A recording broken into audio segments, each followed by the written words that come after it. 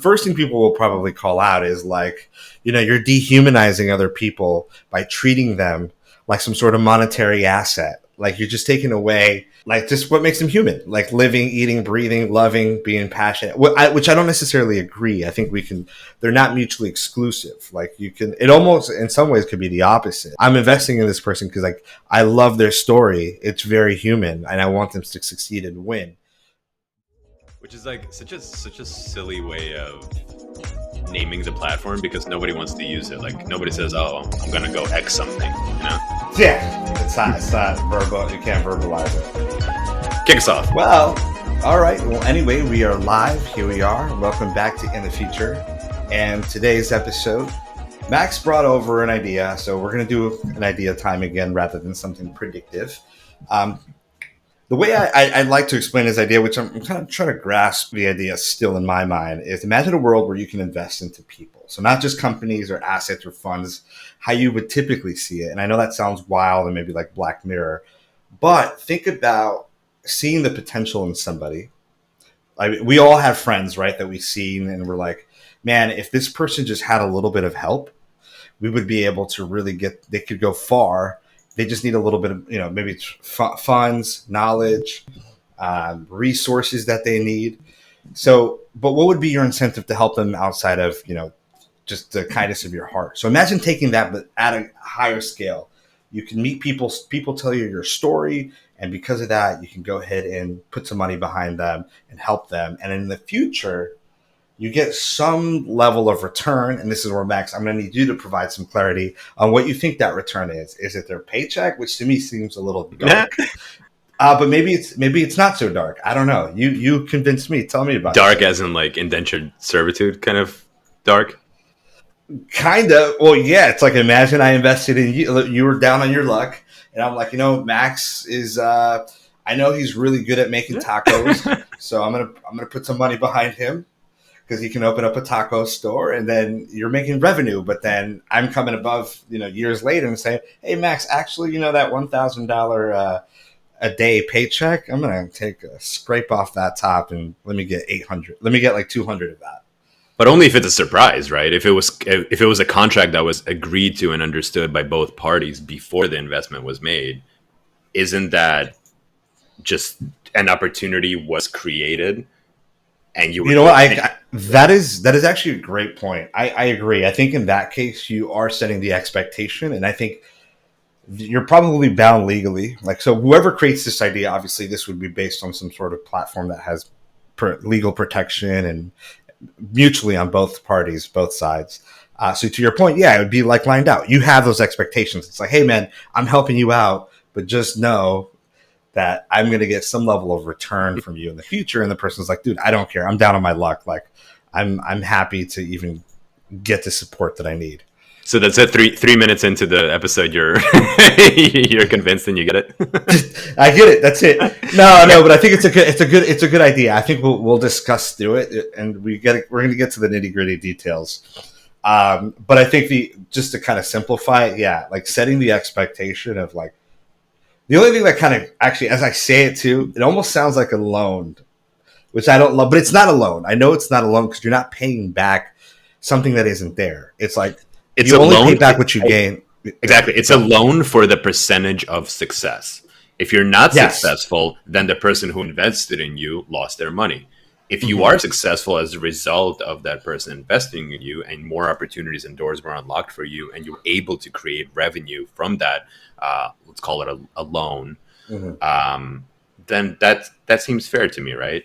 So, okay, let's break down the idea because I merit. I've seen one execution of this in the last few years. In real life? In real life. I've never heard of this. Okay. Yeah, I'll remind me to explain the example to you in a bit. Okay. But I do think that if a platform were to exist where, you know what, let me even back up, right? So why do people need money? Well, number one, to live, survive, shelter, food, and health. Let's just say shelter, food, health. So once those basic needs are met, okay. Now from there, you need money to create opportunity. You need money to attend college, right? Okay, yeah, you can get financial aid, but That's a whole other conversation. So if I am in a underprivileged situation, I live on the low income housing. I want piano lessons. Can't afford those. I want to go to swimming lessons because I'm naturally a talented swimmer, but I don't have, access to even a facility like that. Or later I want to go to college. Can't afford any of those things, right? And so for people in those situations, it strikes me as they're not only underprivileged, but they're held back because they don't have access to money. Let's overlay on top of that just venture capital, right? Venture capital overwhelmingly, like way overwhelmingly, goes to white males. Below that is female, way below that. And below that are just like lower income people, darker skin people, things like that. They unfortunately get kind of locked out of access to capital. Yeah. And so just logically, I was thinking through this the other day. What if that person can have these more of these opportunities, can have potential by having someone invest in them? It could be a rich uncle, but usually that doesn't happen. There's no Cinderella stories. Yeah. There needs to be a platform of some sort where people like you, me, everyday people can actually say, okay, this is a really interesting story about Rebecca. And Rebecca, she has potential. She has great grades in school, but she has no access to money. We can invest in that person, sign a contract and say, hey, we're going to pay for us and 50 other people are going to pool our money together and pay for you to attend college. And when you go to work, if you are successful, if you're making over $100,000, let's say, or over even 150, for the next, let's say 15 years after that, we get access to a percentage of whatever you make, over the top. And it's expected, right? That money is going to be coming out, but I would assume that you might also be grateful, right? Because you got that opportunity as a result of having somebody, I'm putting this in quotes, believe in you, but really they believed that you would that you would do well with the money that you were given, and you would then pay that money back almost as a dividend. Like if you're thinking about it as a stock. So that's what I mean. And I feel that the percentage should be fair. And the way you're describing it makes sense. I think it should be fair to that person because I can imagine 15 years is a while and they may feel resentful at some point, right? Because just people's psychology, they get successful, they get cocky and then start thinking, and again, I'm not saying everybody's going to think this way, but people typically might think like, man, I was good anyway. Like I would have made it even if I wasn't invested in. Like, look how smart and successful I am, like, so that's it. Like I make over 100K and every month I'm going to have, 2% of that taken out, which isn't actually a lot if you think about it. Which is what I was getting to is like the percentage should be, I think for this to be successful, small enough that it doesn't feel like the person's being capped, but the investors then also are incentivized to invest in more people rather than putting their eggs in just kind of like the one basket of this one person. They're like, okay, I'm going to bet on Bobby, Linda, Fatima over here in Chicago. Like, so having those multiple investments, I feel like would help spread the money and spread the opportunities and the risk. But I would also say, what happens when you have too many people? Like, would we put a cap on how many people can invest in a person? Because then if we're putting a cap on the percentage of that, so actually there's some trickiness here. I was going to say, do we put a cap on the percentage? Let's say like the percentage that the person will get scraped out of their paycheck is 2%. Let's say that's the cap. The more people invest into that one person, the less each person is going to make. I don't know if that's by design or the other version of this, and I'm exploring here with you. There is no cap. Anybody can, everybody's going to make the same no matter what, but that person that you've invested in has more capital to play with. So in the sense of like, like I've been given, like you guys invested in like 100. Let's say for version one, there's a cap. You guys invest like for my school, my university. Let's say a total for easy numbers is 100K. You guys can only get spread across everybody who's invested in me. You guys can only get back 2%, right? So that the dividends is broken up from that 2%, or it's everybody went free for all, invested in me, and actually I have about $1 million that have been invested in me. And everybody's going to get this fixed either percentage or number. So rather than capped at 2%, all right, maybe everybody collectively is going to get like 25% of my future income. But again, I ended up having $1 million worth of capital to play with, whether that meant going to Harvard, to the best school, whether they're using that for a business to start up. So if 25%, it's worth it maybe, because I basically became a millionaire in some ways. Based on everybody investing in my story and who I am. Mm-hmm.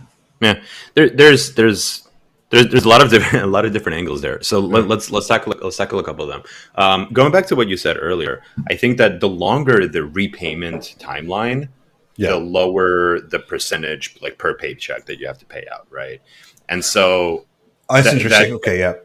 Right, so like if the repayment, if I'm on the hook to pay you back for the next 15 years, then how but much not pay back. It's not really a payback, but yeah. Well, I know, like payback in the sense of like percentage of my revenues, right? Or of my. Yeah. And I know it's semantics, but I just don't want it to feel like whoever we're sharing this idea with. It's not like we're not paying. You're not paying. You don't owe money. Yeah. Yeah, I agree. You owe money if you are successful as a result of that money. Money that you make though. Yes, you're not in debt. You're not going to go in debt, is what I'm saying. Yeah. Oh yes. It's not a loan. It's not like a loan shark. In that sense, yes, it's a fair caveat. I forgot all of your other points. It was just like it's like, hey, capping the percentage in the simplest way. Like it's like you cap the percentage, so the more people invest, the less you make, or there is no cap, so the person can have a infinite amount of capital given to them and invest in them, but the percentage is bigger. I have a similar note that's written on here. I'll just read it as is, because I think that this could work. Like if you think about a stock market, there's individual stocks that you can buy into, and if it goes up, you make money. If it goes down, you lose your investment. Or there's ETFs, right? Which is where it's like all of these different stocks make up this one basket, and that basket is what's called an ETF, and you could trade that ETF. Yep. So I have here diversifying your investment portfolio. You can either pick your own people who you believe have potential, or we invest in a basket of people with your money, and then we take a small percent of future earnings if that person makes it in either. You said a basket of people. Yeah, like an ETF of people. Basically, so let's say there's 1,000 people who are like who are trialing this period, right? People who want to be invested in. They all share their stories on this platform, right? And someone can say, "Okay, I'm willing to invest, $1,000," and 100 people like me are willing to invest $1,000, right? And so that's your 100K right there. And then from there, it's sort of like, okay, you get paid back in the next. You have to wait 10 years or 5 years or whatever the amount is that you agree to wait until there's the potential that you as an investor start getting your money back. And then you only make money if that person exceeds the threshold of revenue, like if they are a success, essentially. Yeah. Okay. All right. Well, that's a long time to wait, but yes, that's fair, I guess, as a long-term investment. Yeah. I'll give you an example though, because just before I forget, I think a couple of years ago, someone actually actioned on this idea, and I think he was a hedge fund manager, which is why it got backlash, a bit of backlash. He specifically invested in a YouTube influencer, I believe, somebody on social media, and whatever the percentage back that they agree to, like saying like, oh, over the next 15 years, you'll give me 10% of your earnings or 5% or whatever it was. But those earnings are only limited to what you make from your YouTube influencing. So if you go in and you become a movie producer, I'm not getting any of that money. So that Okay, was an so but interesting way of that's on one channel. of restricting it. Yeah, Well, that's an influencer investment model. Yeah, okay. Versus like this idea though is anything. yeah, but like I could invest in you because you want to become a YouTube influencer. I could also invest in you because you want to become a surgeon, right? Yeah. Or like an Olympic swimmer, and I want to support that goal, or a baseball player, right? Like, Mhm. so I thought that was an interesting restriction that they built in. I thought that the backlash that he received was unfair. I actually thought it was very proper what this guy was doing, just high level. But it's interesting, man. It's interesting because the idea gives people opportunities who might otherwise never get one. Mhm. And you as an investor, like, you're supporting a real dream that a Yeah. person has, right? And Real they passion, share real dream. Yeah. exactly, passion. I think is a big part of it, and they share that story. We also saw just like the concept of people willing to invest in other people on platforms like GoFundMe. Yeah, that's true. That's That is that's such a true. that's such a pure version of something like this, where you don't expect to be reimbursed, but it proves the concept in a way. That's true. I would even go as far as like Kickstarter kind of is the it's not a person, but it's like more local, more grassroots, like, oh, hey, it's my friend and I, we're making something that people are passionate about. Fund us. Yeah, So I'll take that point, because on Kickstarter, you in return get a product at a discount, and usually before anyone else. oh, that's true. Yeah, and you get the perks. Oh, we'll put you on the credits if it's a movie or a Mhm. game. So that makes sense.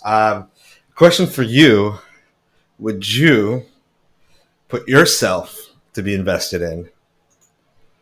Would I you tell would. your story? Okay, so you would tell your story and say, "Hey," and that means you would get your money. Your future paychecks are going to be scraped off the top. You're okay with that, or revenue if it's a business? I would be okay with that. So let's say, like, any of these ideas that we share on Idea Time. Mm-hmm. Let's say I want to build them out, right? Yeah, yeah. Like, even this idea, right? Like, let's say I want to build, like, it's very meta, but like, I want to build this idea of invest in strangers, Yeah. for a cut of their future profits. I need $200,000 to, or to start developing it, or like $500,000 or whatever it is. In return, just like any venture capital or angel investment, I would expect that they would either take a percentage of my company, or they would benefit on the sale of that company, right? It's really not that different in my mind. But in this case, it would be investing in you specifically, though. Even if they're not investing in the company, they're investing in Max. So they can invest in you. Your idea for this can fail, but you can have another idea that you can launch afterwards. And because they've invested in you, Max specifically, they're still tied into that. Just you as a whole, right? As a movement, as a brand. You think so? You don't see them as two separate paths? That almost seems to me like I feel like, I would get the option to imagine the scenario for a second. yeah, Imagine you have the option of, you can have 100K, and we only profit off of you if it's in this specific domain that we're investing in, like for you to be an Olympic swimmer. Or we'll give you $1 million. You don't have access to all of it all at once, but, like, we'll give you $1 million, but we get access to anything you do in your life for the next 15 years. I see it more like the latter because that's truly investing in somebody rather than their idea. Like it's like And that and it's yeah, and it's really the difference between the YouTube influencer example that hedge fund guy did, yep. where it's really narrow what I get to profit off of, and Yeah. what you're describing, which is anything. I think both Yeah. are interesting paths. Yeah, because we'll think about it like it would be like if I invest in you and you get your idea off the ground, even if you fail, I can think of you as almost like a stock market. As terrible as that sounds, like a particular stock. And I'm like, Max is down, but that's okay. Like I'm going to put, hey man, I'll even put in more to because you're almost there with your first idea, so that with your next idea, just give me a zero point 0.5 more because I know you can do it. I saw your work with this first idea.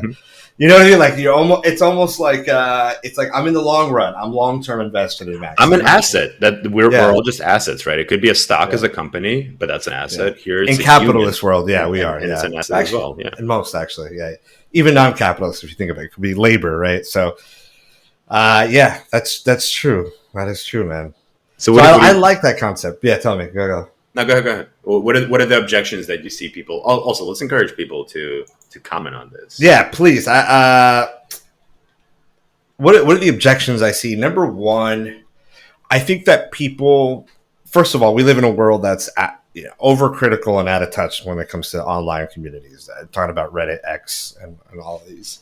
So the first thing people will probably call out is like, you're dehumanizing other people by treating them like some sort of monetary asset. Like you're just taking away, like just what makes them human, like living, eating, breathing, loving, being passionate, which I don't necessarily agree. I think they're not mutually exclusive. Like it almost in some ways could be the opposite. I'm investing in this person because like I love their story. It's very human and I want them to succeed and win. But I also need to kind of feed myself. So it's a win-win. Why not work together? I've got the funds. I'll help you execute. I'm not going to help you execute your vision, but I'm giving you the fuel to go out there and do it because I believe in you. But most people are going to say like, oh, you're treating people like assets. Why are you giving money to other people but not others? Oh, only attractive people get invested in.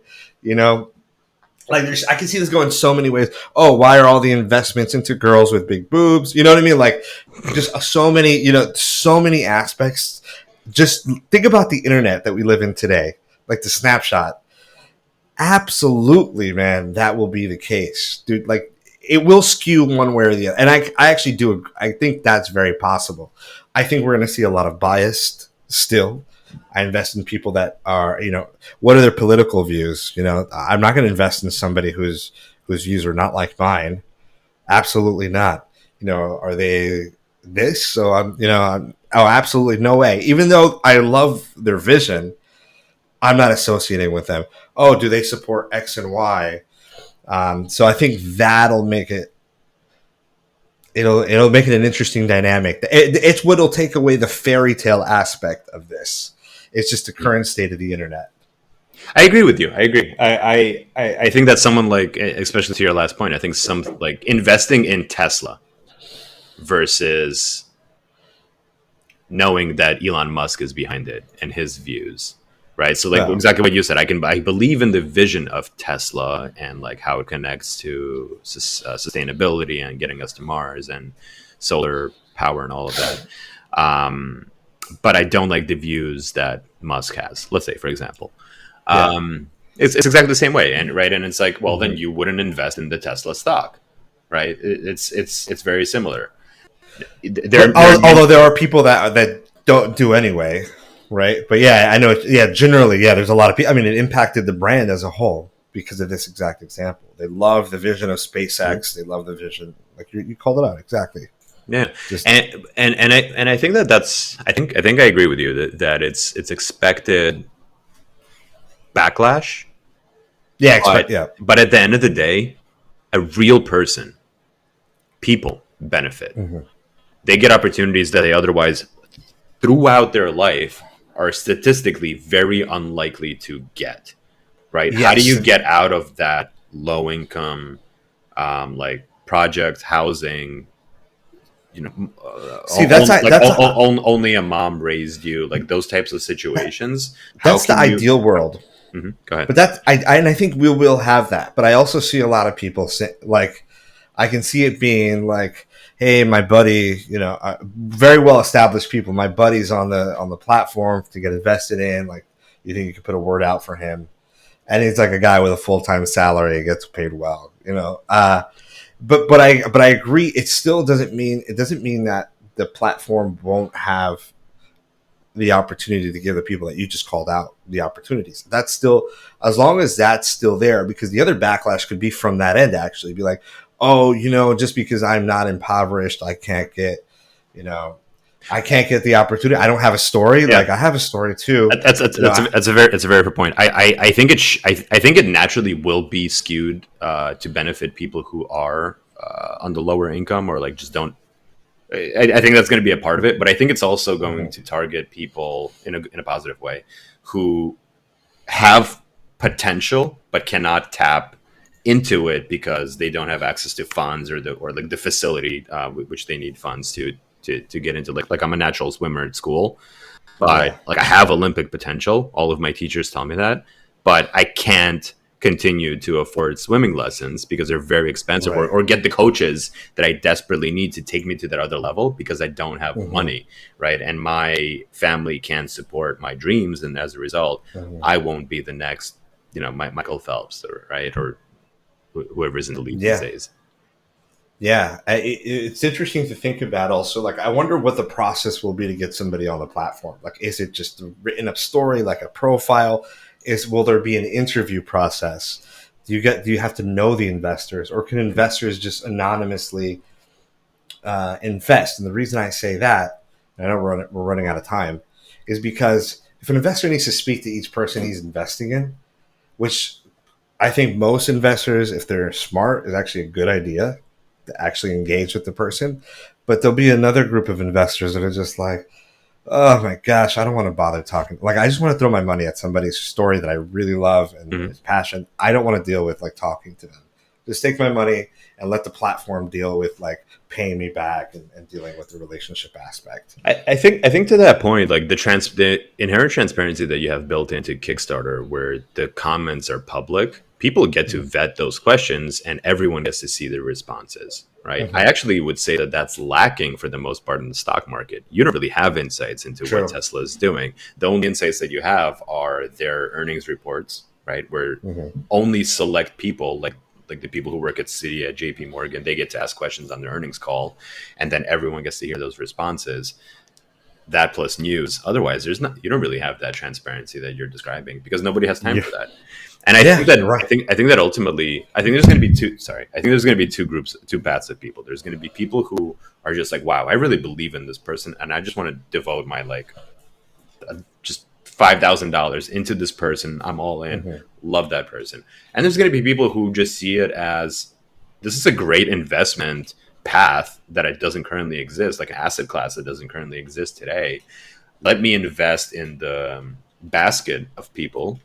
And then, that kind of spreads my risk around, especially if it's like I need to wait 10, 15 years for this investment to come back. Yeah.